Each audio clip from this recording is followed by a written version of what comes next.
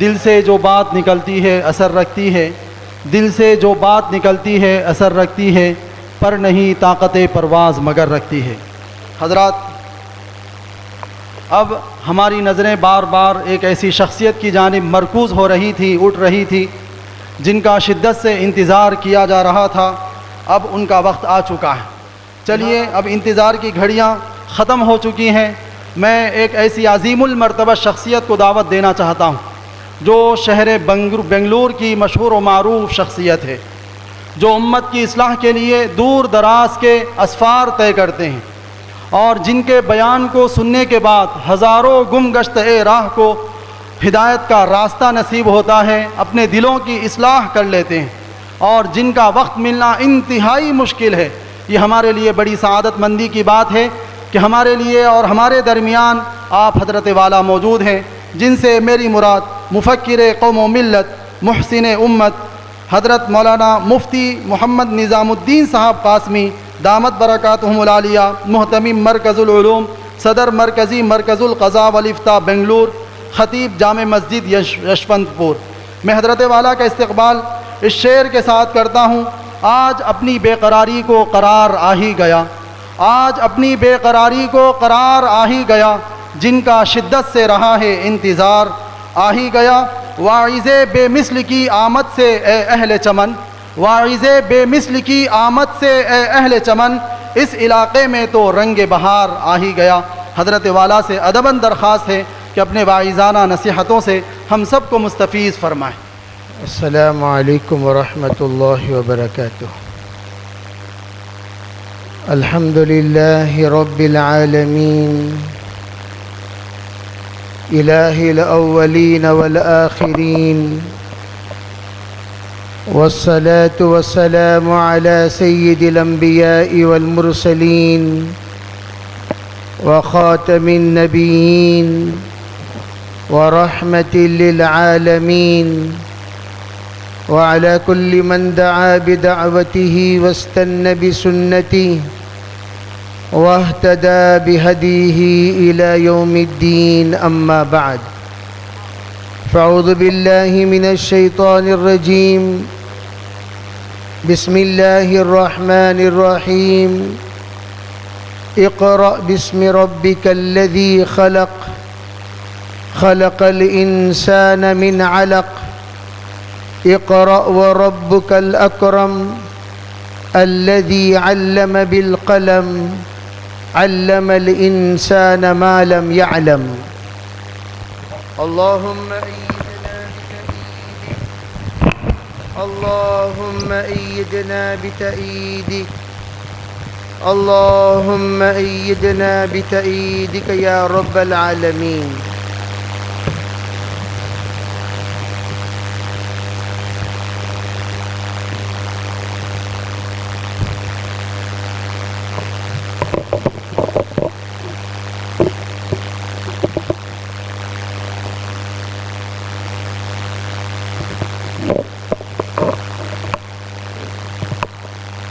محترم معزز حضرت صدر ذی افتقار دامت برکاتہم، معزز مکرم مبجل اکابر حضرات علماء کرام، بزرگان دین، پردہ نشی محترم خواتین، دینی ماں و بہنوں، اس وقت ہم لوگ ہمارے اس علاقے کے تاریخی عظیم الشان قابل اقتداء جلسے دستار بندی میں حاضر ہیں۔ بہت سارے حضرات یہاں پر ان بچوں کے رشتہ دار حاضر ہیں جن بچوں کی انشاءاللہ تھوڑی دیر بعد دستار بندی عمل میں آئے گی۔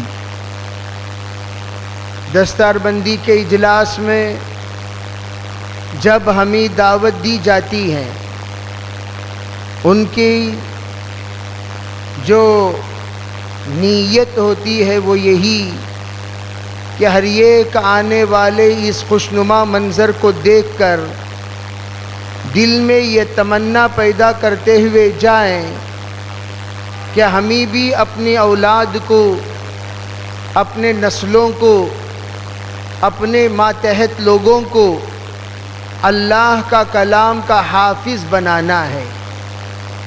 یہ کہے حافظ اور یہ کہے محافظ۔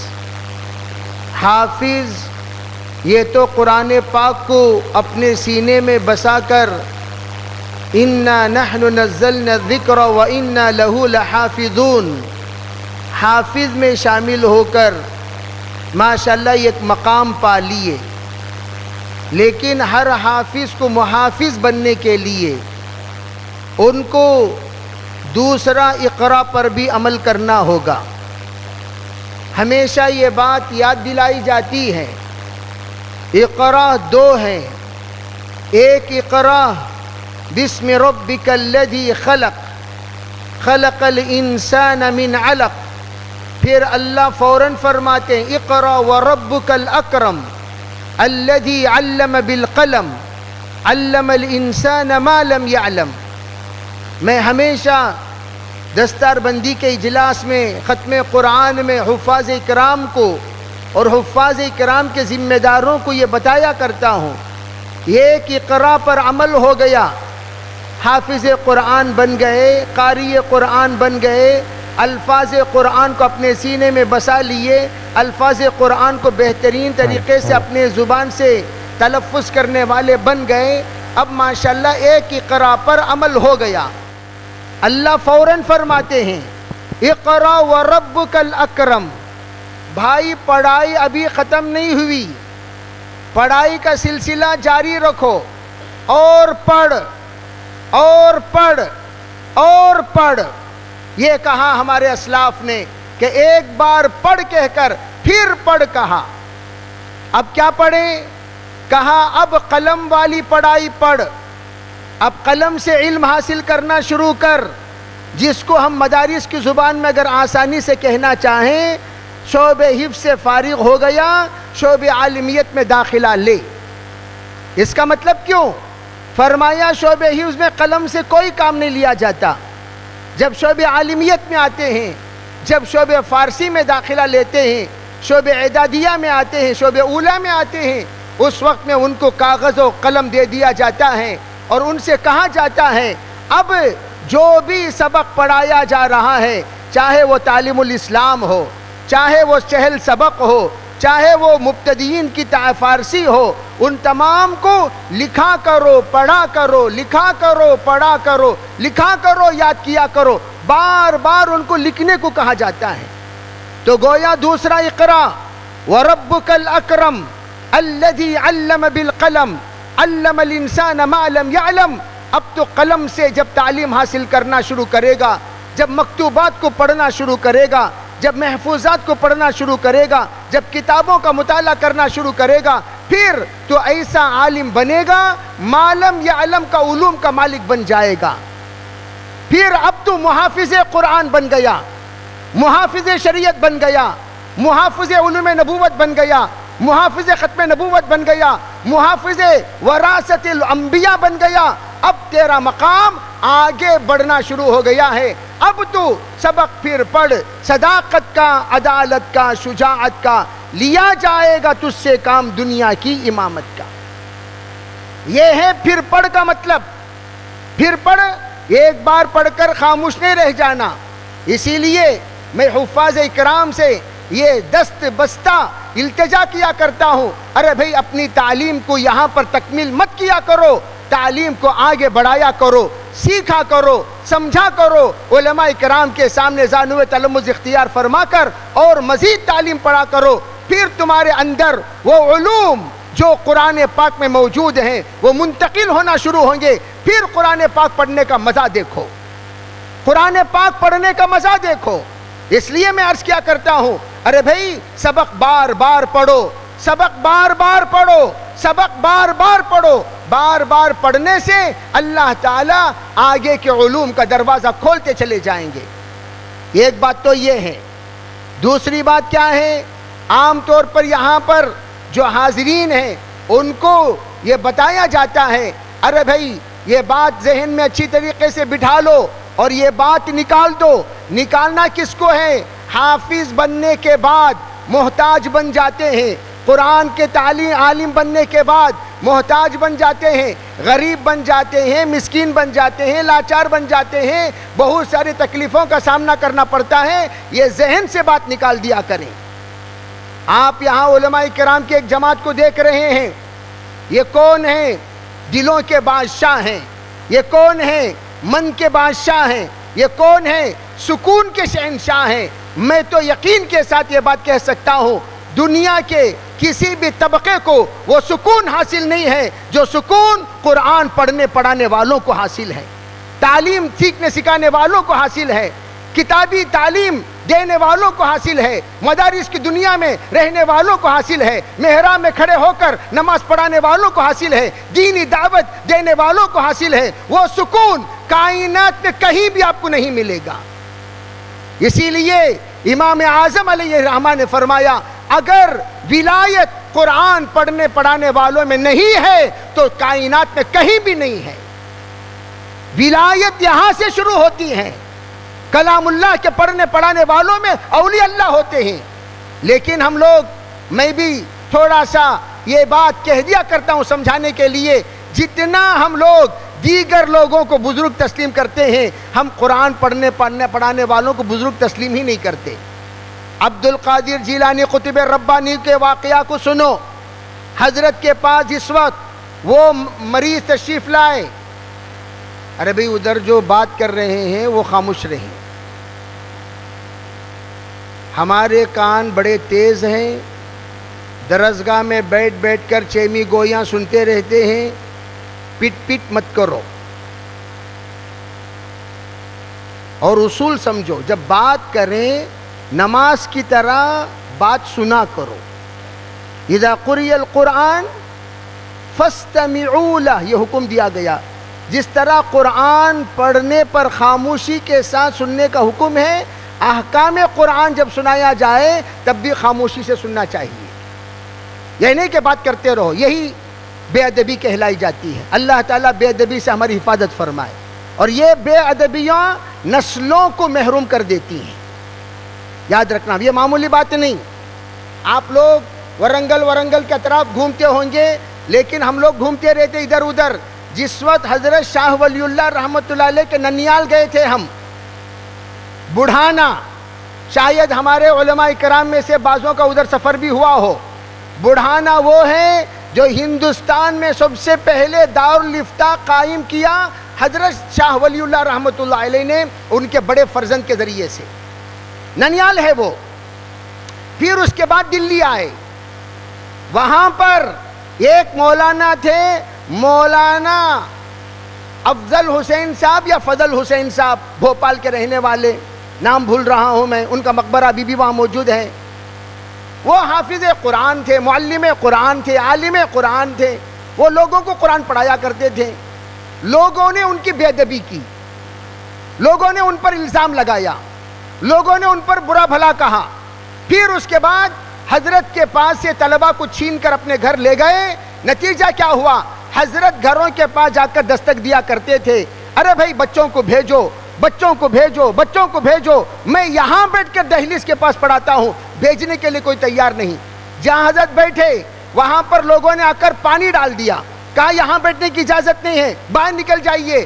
حضرت درخت کے نیچے بیٹھ کر بلایا کرتے تھے، کوئی جانے کو تیار نہیں۔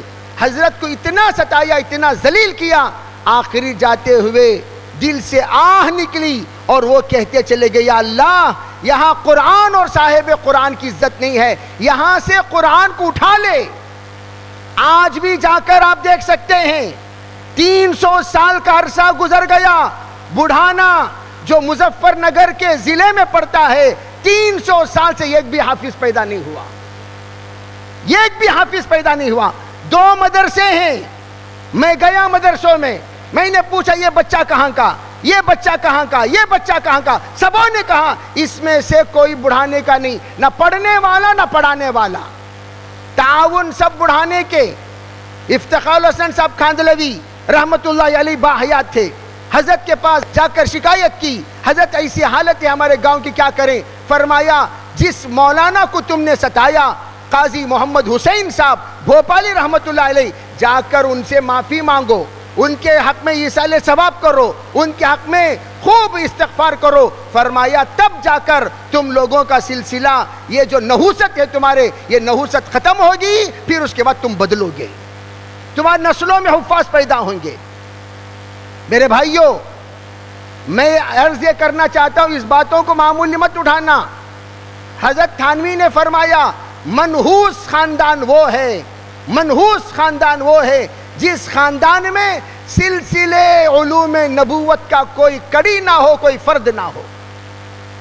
خاندان میں کوئی فرد نہیں، دلندر خاندان، منحوس خاندان، پھٹکار خاندان، اس خاندان، بے برکت خاندان، اس خاندان کو کہا جائے گا جس خاندان میں علوم نبوت کا کوئی کڑی نہ ہو، کوئی وارث نہ ہو۔ تو ایسے خاندان کو منحوس خاندان حضرت فرمایا کرتے تھے۔ میں بتانا یہ چاہتا ہوں کہ اللہ جل جلالہ امن والہ نے ہم لوگوں کو ایک موقع دیا، اس لیے ہمیشہ وہ حدیث جس حدیث میں کہا جاتا ہے ایک حافظ قرآن 10 لوگ جن پر جہنمیوں کا فیصلہ ہو چکا، توجہ، جہنمیوں کا فیصلہ ہو چکا، ان کے جنت میں جانے کا سبب بنے گا۔ اس حدیث کی ایک اور تشریح ہمیں یہ بتا رہی ہے، اس سے پتا چلا ہر 10 فرد کو ایک حافظ ہونا لازمی ہے۔ عربی اگر سب لوگ جنت میں جانا چاہتے ہیں تو مطلب کیا ہوا؟ ہر 10 کو ایک حافظ، ہر 10 کو ایک حافظ، ہر 10 کو ایک حافظ، ہر 10 کو ایک حافظ بناؤ، تاکہ وہ حافظ عالم بھی ہو، عامل بھی ہو، قانع بھی ہو، خاشع بھی ہو، متقی ہو، پرہیزگار ہو، پھر وہ ہمارے خاندان کے 10 افراد کو جنت میں لے جانے والا بن جائے۔ بہرحال میں یہ کہہ رہا تھا کہ اللہ تعالی یہ بات ذہن سے نکال دو، حفاظ اکرام حافظ بننے کے بعد بھوکے رہیں گے۔ میں نے کہا کہ یہ سکون کے بادشاہ ہیں، اللہ نے ان کو بے تاج شہنشاہ بنایا، بے تاج بادشاہ بنایا، کتنا سکون۔ کل ایک صاحب سے ملاقات ہوئی، کل عصر کے بعد ایک مولانا ہے، وہ دکان کھول لے کر بیٹھ گئے، ماشاءاللہ ڈرائی فروٹس کا دکان، بہت زبردست دکان چل رہا ہے، ایک دکان سے 2 دکان ہو گیا، بہت کما رہے ہیں ماشاءاللہ۔ میں نے ان سے پوچھا مولانا پیسہ تو پہلے سے بھی کئی گنا زیادہ آتا ہوگا؟ جی بالکل، خوب کماتے ہوں گے، جو بالکل، لیکن مولانا دل سے بتائیے امامت کے وقت میں جو سکون تھا وہ سکون ہے؟ تدریس کے وقت میں جو سکون تھا وہ سکون ہے؟ مکتب پڑھاتے وقت میں جو سکون تھا وہ سکون ہے؟ بڑے شرمندگی سے وہ کہنے لگے مفتی صاحب یقین مانیے وہ سکون مجھے نہیں ہے، وہ سکون نہیں ہے۔ 2 سال ہو گیا، پیسہ تو پیسے جیسے آ رہے ہیں، پریشانیاں بھی ویسی بڑھ رہی ہیں۔ پیسے جیسے آ رہے ہیں، پریشانیاں بھی ویسے بڑھ رہی ہیں۔ وہ سکون نہیں ہے، وہ جو سکون سے سویا کرتا تھا، وہ جو اللہ سے مانگا کرتا تھا، وہ جو اللہ کا ڈر تھا، وہ جو اللہ کا خوف تھا، وہ جو لوگوں کی محبتیں تھیں، وہ جو لوگوں کی دعائیں تھیں، وہ جو لوگ عزت اور وقار کے ساتھ ہمیں دیکھا کرتے تھے، وہ بات اب نہیں ہے۔ تو اللہ خود وعدہ کرتا ہے وَمَنْ أَصْدَقُ مِنَ اللَّهِ قِيلًا وَمَنْ أَصْدَقُ مِنَ اللَّهِ حَدِيثًا اِنَّا نَحْنُ نَزَّلْنَا الذِّكْرَ وَإِنَّا لَهُ لَحَافِظُونَ۔ علماء فرماتے ہیں، فرمایا وَمَا يَتَعَلَّقُ بِالْقُرْآنِ، اللہ قرآن کا حافظ ہی نہیں ہے، قرآن کا محافظ ہی نہیں ہے، قرآن سے جو بھی جڑا ہوا رہے گا ان سب کا محافظ اللہ ہے۔ قاری قرآن کا محافظ اللہ، معلم قرآن کا محافظ اللہ، مفسر قرآن کا محافظ اللہ، جو بھی مدرس قرآن ہوگا اس کا محافظ اللہ ہے، متعلم قرآن ہوگا اس کا محافظ اللہ ہے، جو بھی ادارہ قرآن پاک کے تعلیم و تعلم کے لیے قائم کیا جائے گا اس کا محافظ اللہ ہے، جن مساجد میں قرآن پاک کے تعلیم و تعلم جاری رہیں گے اس کا محافظ اللہ ہے۔ آپ لوگ فکر نہ کریں، ہم سب کا محافظ جو بھی قرآن کے خدام ہیں اس کا محافظ اللہ ہے۔ اللہ نے جب وعدہ کر لیا ہم کسی کے محتاج نہیں ہیں، بس اتنا چاہتے ہیں ارے بھائی اللہ نے ہماری حفاظت کی ذمہ داری لے لی، کوئی ہے جو اللہ کا ناصر بنے، جو اللہ کے کام میں ساتھ دے۔ من انصاری اللہ، جس طریقے سے پوچھا گیا من انصاری اللہ، کون ہے اللہ کا مددگار، کیا مطلب اللہ تو مدد کرنے کا فیصلہ کر دیا، تم بھی مدرسے کی مدد فرما کر، تم بھی حفاظ کی مدد فرما کر، تم بھی علماء کی مدد فرما کر، تم بھی مدرسین کی مدد فرما کر، تم بھی معلمین کی مدد فرما کر، تم بھی متدرسین کی مدد فرما کر، تم بھی متعلمین کی مدد فرما کر، تم بھی ان محافظ میں شامل ہو جایا کرو، وہ سعادت تم بھی حاصل کر لیا کرو، تاکہ تمہاری نسلوں میں اللہ سلسلۃ الانبیاء کو جاری فرما دے۔ ایک بزرگ تھے قاری محمد طیب صاحب رحمۃ اللہ علیہ کے زمانے میں، گجرات کا سفر کبھی کرو، گجرات میں ایک ایک مدرسہ ایک ایک آدمی چلاتا ہے، ایک آدمی اکیلا کفیل ہے، خود کفیل ہے، کہیں چندہ نہیں لیتا، وہ مدرسے میں 600 طلبہ 800 طلبہ 700 طلبہ ماشاءاللہ پڑھتے ہیں، کہیں کوئی ایک خاندان، کہیں ایک گھرانہ، کہیں چند بھائی مل کر، کہیں ایک پریوار مل کر، کہیں ایک گاؤں مل کر۔ ابھی بھی مالے گاؤں ایک گاؤں ہے، گاؤں والے مدرسہ چلاتے 2500 بچے پڑھتے ہیں۔ میں اس لیے عرض کرنا چاہتا ہوں، مدرسے ہمارے مدرسے گاؤں گلی میں، بنگلور والا ورنگل میں آ کر چندہ کر رہا ہے، ورنگل کیوں بھائی؟ اس لیے کہ گاؤں والے جیسے مدرسے کے کفیل بننا چاہیے ویسا اگر نہیں بنیں گے لا محالہ ادھر ادھر جانا پڑے گا۔ میں غیرت دلاتا ہوں آپ لوگوں کو، یہ عہد کر لینا چاہیے، یہ نیت کر لینا چاہیے، ہمارے گاؤں کا چندہ کسی گاؤں میں نہیں ہوگا۔ انشاءاللہ بولو بھائی، یا انشاءاللہ میں دم ہی نہیں ہے، ارے انشاءاللہ زور سے بولو۔ اگر ہم نیت کریں ہمارے علاقے کے چندہ، بھئی ہم لوگ اتنا اپاہج تھوڑی ہیں، اتنے اپاہج تھوڑی ہیں یا اتنا کنجوس تھوڑی ہیں کہ ہمارے علاقے کے مدارس کی کفالت ہم اکیلے نہ کر سکیں۔ ارے ایک ایک مہمان رسول کا، ایک ایک مہمان رسول کو اپنے گھر کا مہمان بنا لو، نسلیں بدل جائیں گی، نسلیں سدھر جائیں گی، نسلوں کے اندر کی تمام طرح کی خرابیاں اللہ نکال دے گا اس ایک مہمان رسول کی کفالت کی برکت سے۔ بھئی مدرسے میں کتنے ہیں؟ 100 بچے ہیں، ہم 100 ایک ایک بچے کو لینے تیار، اس کا جو بھی خرچہ ہوگا ہمارا بچہ سمجھ کر ہم اپنے اس مہمان رسول کو اپنے ذمے لیتے ہیں، اس کے ہر طرح کی ضرورت ہم پورا کریں گے، اللہ پورا کرنے والا۔ تو حضرت گجرات میں جس وقت پہنچے تھے تو وہاں کے سیٹھ صاحب نے آ کر کہا، بہت ہی درد سے، بہت ہی دکھ سے آ کر کہا، حضرت میں علماء اکرام کی خدمت کرتا ہوں، مدرسے کی خدمت کرتا ہوں، مدرسے کی دیکھ بھالی کرتا ہوں، مدرسے کو اکیلا اس کے تمام اخراجات سنبھالتا ہوں، لیکن حضرت میرے اولاد میں کوئی حافظ نہیں ہے۔ توجہ سے سنو، حضرت نے پوچھا، حاجی صاحب آپ کیا کیا کرتے ہیں؟ تو انہوں نے کہا اپنی، تو حاجی صاحب سے کہا آپ چپکے سے جب اساتذہ اپنے درسگاہ چلے جائیں ان کے جوتے سیدھا کرنا شروع کر دو۔ سیٹھ صاحب ہیں، مدرسے کے مالک ہیں، ان سے حضرت نے فرمایا ان کے جوتے اس نیت سے کرو، یا اللہ میں ایک حافظ قرآن کا جوتا درست کر رہا ہوں، اس کی برکت سے یا اللہ میرے اندر کی تمام خرابیاں دور فرما کر، میری غلطیاں معاف فرما کر میرے نسلوں میں سلسلے نبوت کو جاری کر دے، سلسلے وراثت کو جاری کر دے، وارثین انبیاء کو جاری کر دے، سلسلے علوم نبوت کو جاری کر دے۔ یہ اب الحمدللہ وہ سلسلہ جاری ہوا۔ کیسے؟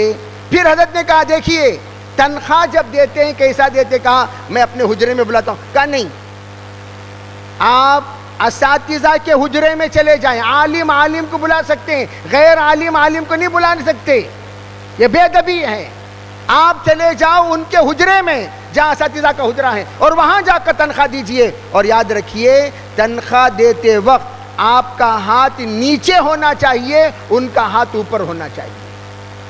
تنخواہ اس طرح دیجئے، پیش کیجئے جیسا نذرانہ پیش کرتے ہیں، جیسے نذرانہ پیش کرتے ہیں ایسا دیجئے، آپ کا ہاتھ نیچے ہو، ان کا ہاتھ اوپر ہو، ید العلیٰ خیر من ید السفلیٰ، آپ اس نیت سے کیجئے یا اللہ، یا اللہ وارثین نبی کا ہاتھ، صاحب قرآن کا ہاتھ، حافظ قرآن کا ہاتھ، معلم قرآن کا ہاتھ، تیرے نبی کے مہمانوں کے میزبان کا ہاتھ اوپر ہونا چاہیے اور میرا ہاتھ نیچے، یہ نیت سے آپ دیجئے۔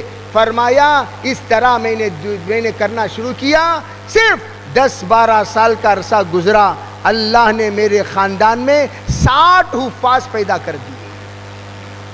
کتنے حفاظ بولو بھائی، ذرا زور سے بولو۔ کریں گے انشاءاللہ؟ کون کون کریں گے ذرا ہاتھ اٹھاؤ۔ ماشاءاللہ ماشاءاللہ ماشاءاللہ، بڑے تھکے ہوئے ہیں آپ حضرات۔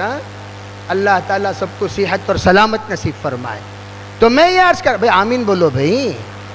ارے رے رے رے رے رے، کسی نے پوچھا میواتیوں کے قبولیت کی راز کیا ہے؟ فرمایا میواتیوں کی قبولیت کی راز یہ ہے، مولانا یوسف رحمۃ اللہ علیہ جب دعا دیتے تھے، مولانا الیاس جب دعا دیتے، وہ لوگ زور سمجھ میں آئے نہ آئے، آمین آمین آمین آمین آمین کہتے کہتے قبول ہو گئے۔ ہم بھی کہیں گے انشاءاللہ۔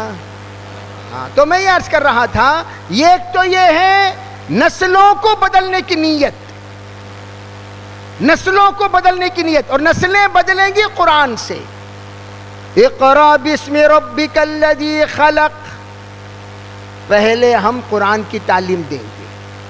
ہم خار ہوئے، ہمارے صدر جمعیت العلماء نے جن باتوں کی طرف اشارہ فرمایا، اور اس سے پہلے ہمارے سیکریٹری صاحب نے جن باتوں کی طرف اشارہ فرمایا، سب سے اہم باتیں، ہم خار ہوئے تارک قرآن ہو کر۔ آج جتنی ذلت اٹھا رہے نہیں، جتنی ذلت، جو ذلیل ہم ہو رہے ہیں، ابھی 2 دن پہلے ایک ڈاکٹرنی کو لے کر میں دارالقضاء میں بیٹھتا ہوں، حاجی صاحب جانتے، مولانا جانتے ہیں، بزرگ شخصیت جانتے ہیں، تشریف لائے ہیں، روزانہ کوئی نہ کوئی مسئلہ۔ یہ چند 2 دن پہلے ایک مسئلہ آیا، مسئلہ یہ ہے کہ ایک ڈاکٹر خاتون جو پڑھ رہی تھی، 3 سال میں تھی، اور اس کو قرآن وغیرہ کی تعلیم تو دیے نہیں، اسے آ کر ماشاءاللہ خوب پیسہ جتنا ہو اتنا بھیجتے رہے، تربیت کا کوئی نظام نہیں بنایا، پردے کا کوئی نظام نہیں بنایا، ماحول کا کوئی نظام نہیں بنایا، آوارہ چھوڑ دیا۔ نتیجہ کیا ہوا؟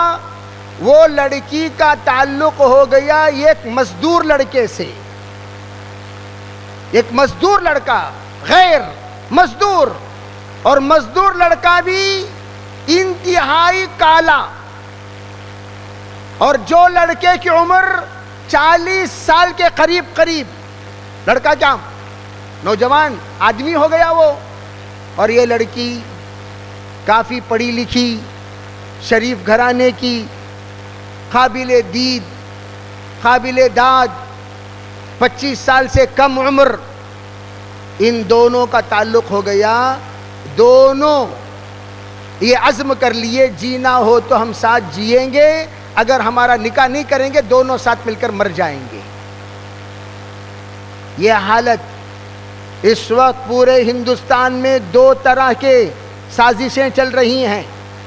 توجہ، یہ کہا کر ہمارے نوجوان جو ہمارے مستقبل ہیں، ہمارے نوجوان جو ہماری عزت ہیں، ہمارے نوجوان جو ہماری قدر ہیں، ہمارے نوجوان جو ہمارے وقار ہیں، ہمارے نوجوان جو ہماری طاقت ہیں، ہمت ہیں، حوصلہ ہیں، ان نوجوانوں کو بیکار کر دو،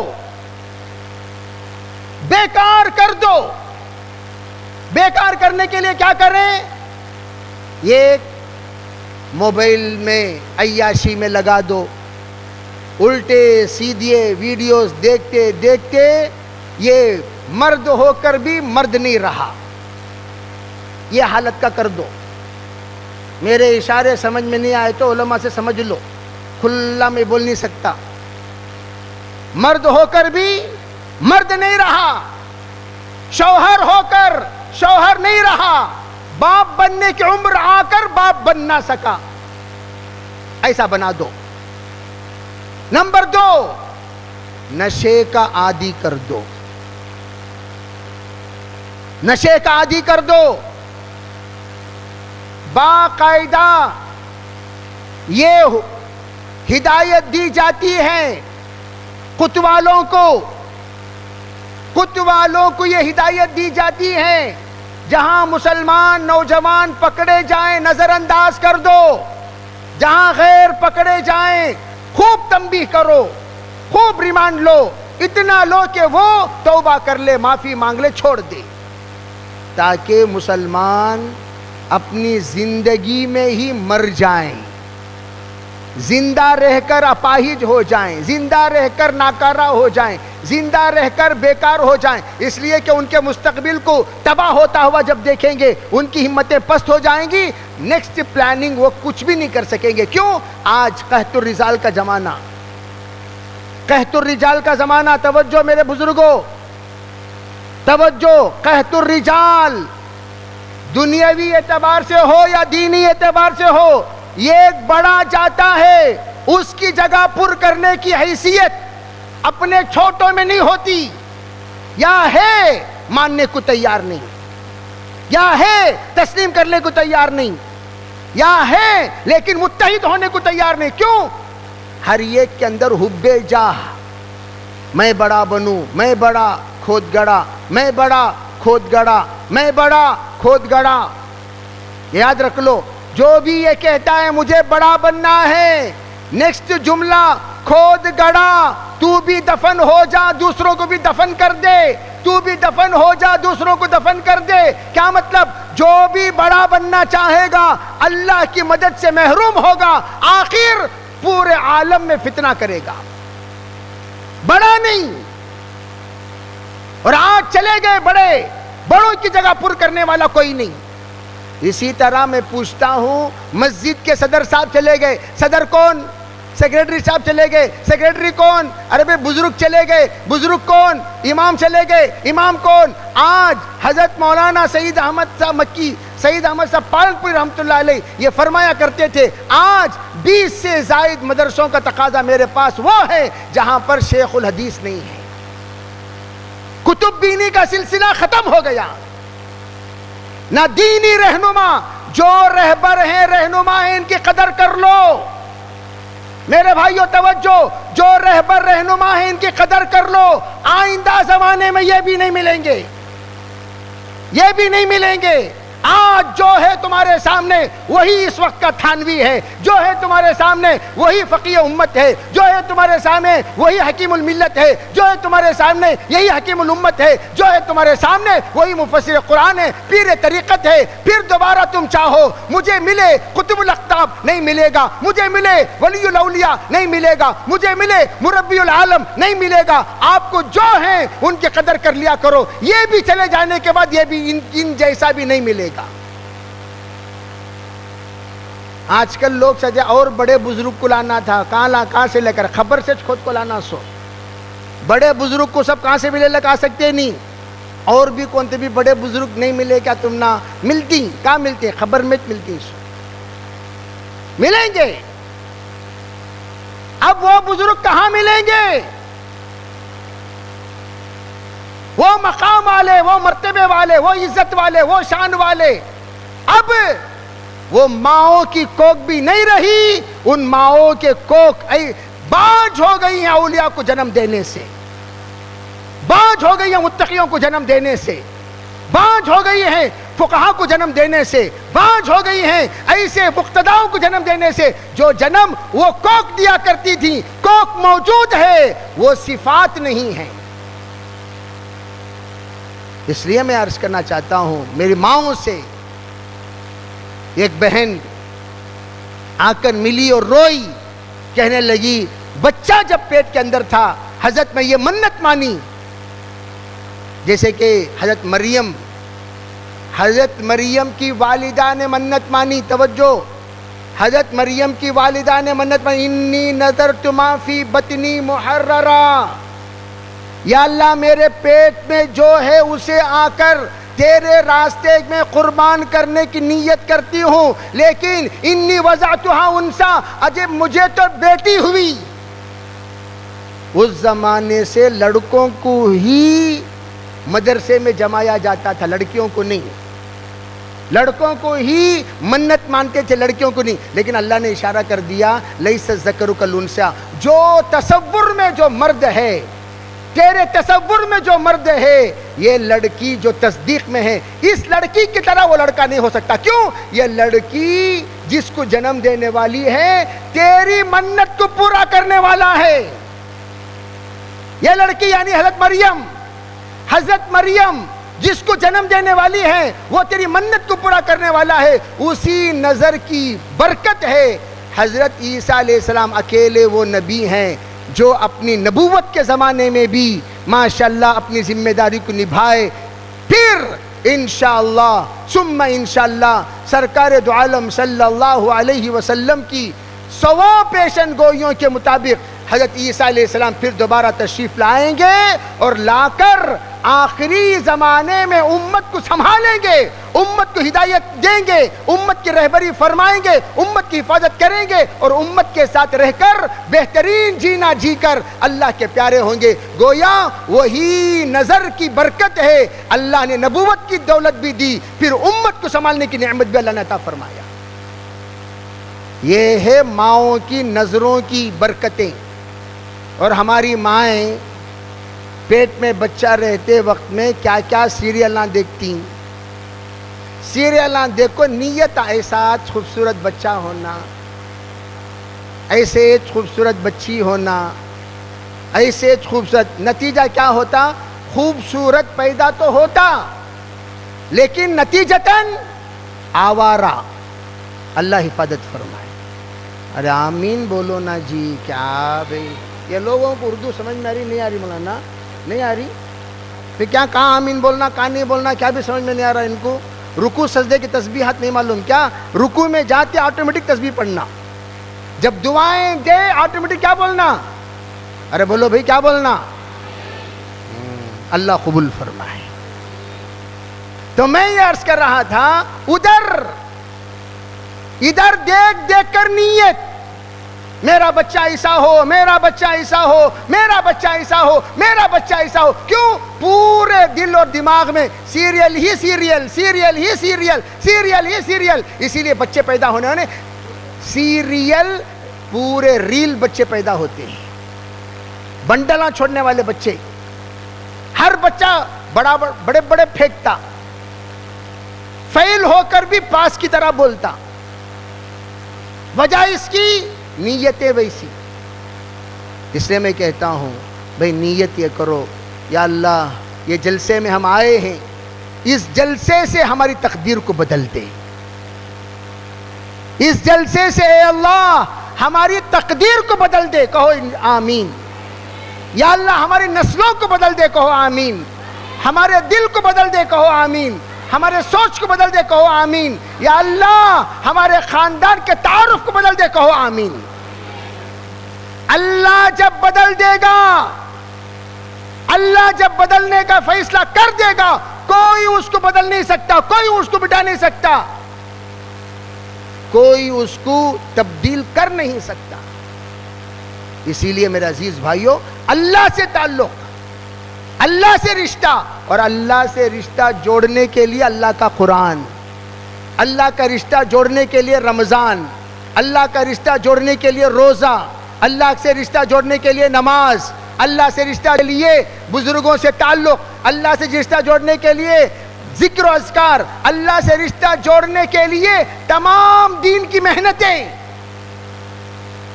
یہ صرف اللہ سے رشتہ جوڑنے کے لیے، اور اللہ سے رشتہ جوڑنے کے لیے اللہ والوں کی صحبت، اللہ والوں کی صحبت۔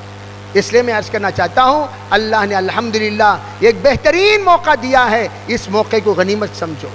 مرنے سے پہلے ہم لوگ ایسی، میں ہمیشہ ہمارے ایک انتقال تو سب ہوتے ہیں، عربی سب کو ہونا ہے، آج نہیں تو کل، میں کہتا ہوں بھئی اتنی تربیت بیوی بچوں کی کر کے مرو، کہو انشاءاللہ۔ میں مرنا تو سب کو ہے نہیں، اتنی تربیت بیوی بچوں کو کر کے مرو، بچے اور بیوی ہمارے لیے عذاب قبر نہ بنے، کہو انشاءاللہ۔ بیوی اور بچے ہمارے لیے کیا نہ بنے؟ بولو بھائی، ارے زور سے بولو، کیا نہ بنے؟ عذاب قبر نہ بنے۔ کیا نہ بنے؟ ہم مر کر قبر میں سو رہے ہیں، اب فرشتہ کو انہیں تیرا بچہ اسنیہا کیا حرکت کریا دیکھ، تو اتنا سکھایا سو، دو ماراں کرتا سو انہیں، ماراں کھاتا سو انہیں۔ الدال الى الخیر کفائلی الدال الى الشر کفائلی۔ میں روایت تلاش کرتا رہا، الدال الى الخیر کفائلی، یہ تو روایت موجود ہے، کیا الدال الى الشر کفائلی کی روایت موجود ہے؟ مل گئی کئی کتابوں میں۔ شر، اگر کوئی شر کی دعوت دے، شر ہوتا ہوا دیکھ کر خاموش رہے، شر پر رہنے دے، یہ سب الدال الی الشر ہے۔ آج ہم باپ ہونے کے باوجود، ماں ہونے کے باوجود اتنی ہمت ہمارے اندر نہیں ہے ہم اپنے اولاد کو فجر کو اٹھا سکیں، فجر کو اٹھا سکیں۔ باپ ڈرتا ہے فجر کو اٹھانے بیٹے کو، کیوں؟ ناراض ہو جائے گا، ہنگامہ کرے گا، جس کو